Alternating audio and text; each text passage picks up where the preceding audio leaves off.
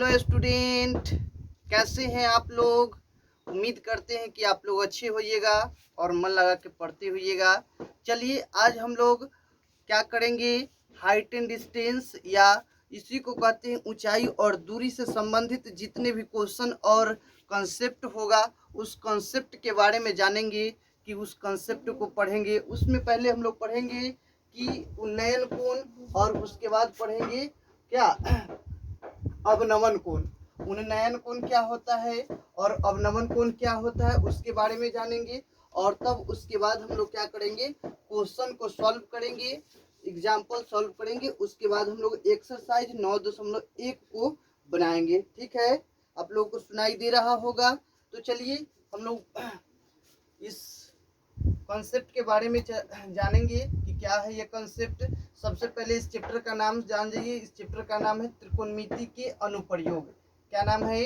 त्रिकोणमिति के अनुप्रयोग, अर्थात त्रिकोणमिति एप्लीकेशन ऑफ ट्रिगो। अगर देखा जाए इंग्लिश में तो एप्लीकेशन ऑफ ट्रिगो के बारे में जानेंगे कि एप्लीकेशन ऑफ ट्रिगो क्या होता है।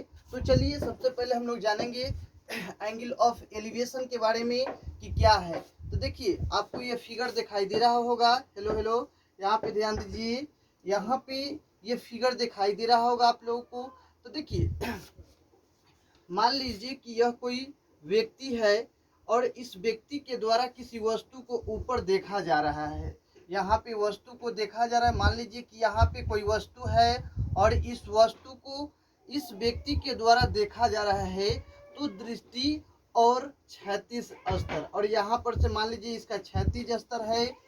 तो किसी व्यक्ति के द्वारा जब ऊपर अवस्थित वस्तु को जब हम लोग देखते हैं तो उस क्रम में जो एंगल बनता है दृष्टि रेखा, यहाँ पे देखिए ये दृष्टि रेखा है।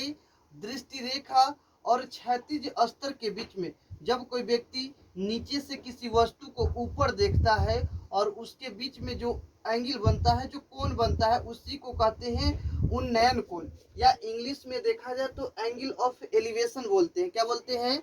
एंगल ऑफ एलिवेशन के बारे में हम लोग जानते हैं कि एंगल ऑफ एलिवेशन होता है जब कोई वस्तु या जब कोई व्यक्ति नीचे से ऊपर देखता है। मान लीजिए यहाँ से हम अपने आंखों से ऊपर देख रहे हैं तो मेरे आंखों और उस वस्तु के बीच में जो एंगल बनेगा उसी एंगल को कहेंगे उन्नयन कोण। अब देखिए अवनयन कोण। अवनयन कोण क्या होता है? मान लीजिए कोई व्यक्ति किसी छत पे या मीनार पे खड़ा है और ऊपर से किसी वस्तु को नीचे देख रहा है। जब कोई व्यक्ति ऊपर खड़ा रहता है और उस ऊपर से जब नीचे देखता है उसके क्रम में क्या होता है कि दृष्टि रेखा और क्षैतिज स्तर के बीच में जो एंगल बनता है उसी एंगल को हम लोग कहते हैं अवनमन कोण या एंगल ऑफ डिप्रेशन बोलते हैं। क्या बोलते हैं? Angle of depression. यहाँ पे देखिएगा कि एंगल ऑफ डिप्रेशन क्या होता है। हेलो हेलो हेलो हेलो, यहाँ पे देखिए इसको एंगल ऑफ डिप्रेशन या अवनमन कोण क्या होता है। अवनमन कोण या एंगल ऑफ डिप्रेशन क्या होता है? तो देखिए यहाँ पे कोई, ये मान लीजिए मीनार या छत पर कोई व्यक्ति खड़ा है और इस छत पर से नीचे किसी वस्तु को देख रहा है। यहाँ पे देखिए कोई वस्तु यहाँ पे रखा हुआ है। मान लीजिए कोई वस्तु है और इस वस्तु को देख रहा है। ठीक है, तो यहाँ कोई व्यक्ति है। जब व्यक्ति ऊपर रहता है और ऊपर से नीचे किसी वस्तु को जब दिखता है और इसके बीच में, अब यहाँ से वस्तु को यहाँ देख रहा है तो यहाँ क्या होगा, इसके बीच में देखिए ये हो गया क्षैतिज स्तर, यहाँ यह क्षैतिज स्तर हो गया और यह दृष्टि रेखा हो गया, और इसके बीच में जो एंगल बनेगा उसी एंगल को कहेंगे एंगल ऑफ डिप्रेशन या अवनमन कोण। क्या बोलेंगे?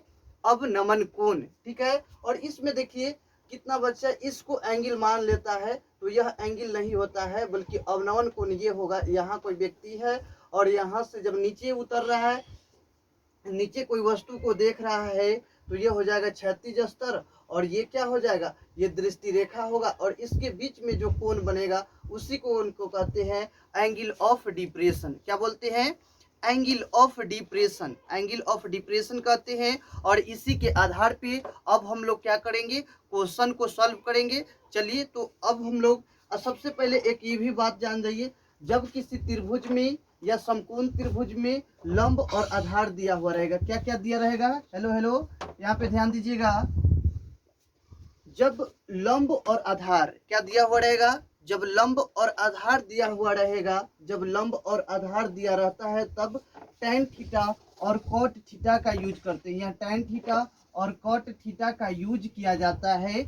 और जब किसी समकोण त्रिभुज में लंब और आधार और कर्ण दिया हुआ रहे, कभी क्या होगा, आधार और कर्ण दे दिया हो या लंब या कर्ण दिया हो, तब क्या करेंगे, साइन थीटा और कॉस थीटा का प्रयोग करेंगे। देखिए tan थीटा का प्रयोग कब करेंगे, tan या cot का प्रयोग कब करेंगे, लंब और आधार दिया हुआ रहेगा। क्या दिया हुआ रहेगा, लंब और आधार, लंब और आधार दिया हुआ रहेगा तो tan थीटा या cot थीटा का प्रयोग करेंगे। जब क्या होगा, जब हम लोगों का लंब और आधार और कर्ण दिया हुआ रहेगा, कभी लंब के साथ कर्ण, कभी लंब दे देगा और एंगल दे देगा, कहेगा कर्ण निकाल दीजिए, या आधार दे देगा, कोई एंगल दे देगा, उसके बाद भी कहेगा कर्ण ज्ञात कीजिए, या एच को ज्ञात करने के लिए कहेगा, तब हम लोग साइन थीटा या कॉस थीटा का प्रयोग करेंगे। ठीक है, चलिए तो फिर अब हम लोग क्वेश्चन को सॉल्व करेंगे। तो आप लोग क्या हो गया कि उन्नयन कोण और अवनवन कोण के बारे में समझ गए, या इसी को कहते हैं एंगल ऑफ एलिवेशन, एलिवेशन और एंगल ऑफ डिप्रेशन। डिप्रेशन के मतलब कोई वस्तु ऊपर है, ऊपर से डिप्रेशन नीचे जा रहा है, तब उस में जब कोई एंगल बनेगा उस एंगल को कहेंगे एंगल ऑफ डिप्रेशन। ठीक है, तो इसमें यहाँ से जब यहाँ उतरेंगे या कोई व्यक्ति यहाँ पे देख रहा है और यहाँ से वस्तु यहाँ जाएगा, इसके बीच में जो कोण बनेगा इसी को कहेंगे एंगल ऑफ डिप्रेशन, और ये होगा एंगल ऑफ एलिवेशन। चलिए इस आधार पे अब हम क्वेश्चन सॉल्व करेंगे। क्वेश्चन नंबर 1 या उदाहरण नंबर 1 को सॉल्व करेंगे। देखिए, हेलो हेलो, हेलो हेलो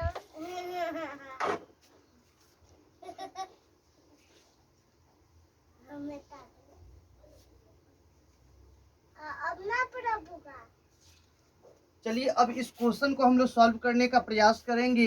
आप लोगों को एक क्वेश्चन स्क्रीन पर दिखाई दे रहा होगा, हेलो हेलो, आप लोगों को एक क्वेश्चन स्क्रीन पर दिखाई दे रहा होगा और इस क्वेश्चन को सॉल्व करेंगे। ठीक है, देखिए पढ़ेंगे, कह रहा कि धरती पर एक मीनार ऊर्ध्वाधर खड़ा है। धरती के एक बिंदु से, जो मीनार के पाद बिंदु से 15 मीटर दूर है, तो मीनार के शिखर का उन्नयन कोण 60 डिग्री है, तो मीनार की ऊंचाई ज्ञात कीजिए। ठीक है, तो इसमें मीनार की हम लोग को ऊंचाई ज्ञात करना है। और देखिए इसमें कैसे सॉल्व करते हैं। सबसे पहले देखिए इस क्वेश्चन को पढ़ेंगे और क्वेश्चन को पढ़ने के बाद हम लोग सॉल्व करेंगे। बड़ा धरती पर एक मीनार ऊर्ध्वाधर खड़ा है, तो मान लीजिए कि यही एक धरती है। क्या है, मान लीजिए कि यह एक धरती है और इसी पर एक मीनार इस तरह से खड़ा है। ठीक है, और इसका नाम रख दीजिए ए बी।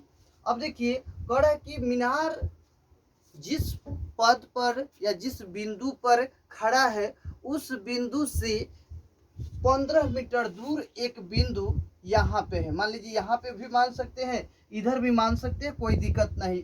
तो कड़ा है कि ये जो मीनार है, मीनार से जो दूरी है 15 मीटर दूर एक बिंदु है। क्या है, एक बिंदु है, और इस बिंदु के यहाँ पे रहने दीजिए ज़्यादा। देखिए यहाँ से 15 मीटर दूर है, तो यहाँ से यहाँ इसका ये दूरी जो हो गया 15 मीटर हो गया। ठीक है, और 15 मीटर है, और कह रहा है कि इसके शिखर से जब देखने पर उसका अब उन्नयन कोण जो है 60 डिग्री बन रहा है। हेलो हेलो, देखिए यहाँ पे ये 60 डिग्री बन रहा है। क्या बन रहा है, 60 डिग्री उन्नयन कोण। उन्नयन कोण का मतलब हुआ कि जब यहाँ पे जो एंगल बनेगा, ऊपर से तो देख ही रहा है, अब यहाँ पे जो एक एंगल बनता है इसको कहते हैं अवनवन कोण। लेकिन जो नीचे बनेगा, मान लीजिए नीचे से भी देखिएगा तो बात एक ही होता है, तो यहाँ पे भी क्या होगा, एंगल जो बनेगा वह 60 डिग्री दे रहा है। ठीक है, तो कह रहा है कि मीनार की ए बी सी, ये हो गया एक त्रिभुज। अब कह रहा है कि मीनार की ऊंचाई ज्ञात कीजिए। ठीक है, सबसे पहले क्वेश्चन में क्या कहा है, कहा धरती पर एक मीनार ऊर्ध्वाधर खड़ी है, तो ये धरती मान लिए और इस पर एक मीनार ऊर्ध्वाधर खड़ी है। धरती के एक बिंदु से, धरती से के एक बिंदु, मान लीजिए धरती का एक बिंदु यहाँ है, से जो मीनार की पाद बिंदु से 15 मीटर दूर है। मीनार के शिखर का उन्नयन कोण ज्ञात कीजिए। और मीनार के शिखर का उन्नयन कोण 60 डिग्री है। हेलो हेलो, मीनार के शिखर का उन्नयन कोण 60 डिग्री है। मीनार की ऊंचाई ज्ञात कीजिए। और मीनार की ऊंचाई ज्ञात करना अर्थात यही ज्ञात करना है। ठीक है, तो सबसे पहले लिख लेंगे, हम लोगों को दिया है, क्या क्या दिया हुआ है। सबसे पहले लिखेंगे माना कि ए बी एक मीनार है। क्या है? ए बी एक मीनार है जिसकी ऊंचाई ज्ञात करना है। जिसकी ऊंचाई ज्ञात करना है। ठीक है, तो ए बी हो गया। ए बी बराबर हम लोग क्या कर देंगे, व्हाट कर देंगे। ठीक है, लिखेंगे त्रिभुज ए बी सी में, त्रिभुज ए बी सी में tan 60 डिग्री बराबर, tan 60 डिग्री बराबर क्या लिख सकते हैं, ए बी बटा में क्या हो जाएगा, बी सी हो जाएगा। कैसे? इसी को बोलते हैं लंब बटा आधार। क्या बोलते हैं? लंब बटा आधार। दिखाई दे रहा होगा आप लोगों को। हेलो हेलो, देखिए माना कि ए बी एक मीनार है जिसकी ऊंचाई ज्ञात करना है। ठीक है, ए बी बराबर व्हाट ज्ञात करना है, त्रिभुज ए बी सी में tan 60 डिग्री बराबर ए बी बटा बी सी होगा। जहां ए बी का मान दिया हुआ कितना, 15 मीटर दिया हुआ है। और 15 मीटर दिया हुआ है तो हम लोग सॉल्व कर लेंगे अब। ठीक है, tan 60 डिग्री का मान हम लोग जानते ही है, √3 होता है। √3 को रखेंगे तो ऑटोमेटिक ज्ञात हो जाएगा मीनार की ऊंचाई। ठीक है, तो इस प्रकार से चलिए हम सॉल्व कर देते हैं। यहाँ पे देखिए, तो tan 60 डिग्री बराबर क्या लिख सकते हैं, बी सी ए बी के जगह पे हम लोग लिख सकते हैं 15 मीटर। ठीक है, और बटा में क्या लिख देंगे, नहीं हेलो हेलो सॉरी, यहाँ पे क्या होगा, यहाँ पे लिखेंगे ए बी बटा 15 और ये हो जाएगा √3 बटा में 1 बराबर लिखेंगे ए बी और यहाँ लिख देंगे 15। आड़ा तिरछी गुना करेंगे तो ए बी बराबर क्या हो जाएगा, 15√3 मीटर। यह क्या हो जाएगा, लिख देंगे अतः मीनार की ऊंचाई इजकल टू 15√3 मीटर। ठीक है, इस तरह से हम लोग का क्वेश्चन बन गया है। ठीक है, आप लोगों को दिखाई दिया होगा, सॉल्यूशन भी दिखाई दे दिया होगा। चलिए इस सेशन को यहीं पे एंड करते हैं, फिर हम लोग नेक्स्ट वीडियो में या नेक्स्ट सेशन में मिलेंगे आप लोगों से। Thank you. सबसे पहले आप लोग अगर इस चैनल पर नए हैं तो कृपया लाइक शेयर और सब्सक्राइब जरूर कर दीजिए और साथ ही साथ अपने दोस्तों में एक बार शेयर कर दीजिए। और इस छोटे से चैनल का नाम है एजुकेशन फॉर ऑल में आप लोगों का हमेशा स्वागत ही है। ठीक है, और मेरा नाम अभिजीत कुमार है, आप लोग जानते होइएगा। अगर नहीं जानते हैं तो जान लीजिए कि मेरा नाम अभिजीत कुमार है। एंड और मैं मैथ पढ़ाता हूँ अपने चैनल पे और उसके साथ ही साथ और भी सब्जेक्ट पढ़ाता हूँ और विशेषकर मैथ पे फोकस की मैथ का सेक्शन मेरे ही जिम्मे पर रहता है। तो thank you all of you my dear student. कृपया आप लोग इस छोटे से चैनल को सब्सक्राइब कर दीजिए, लाइक कर दीजिए।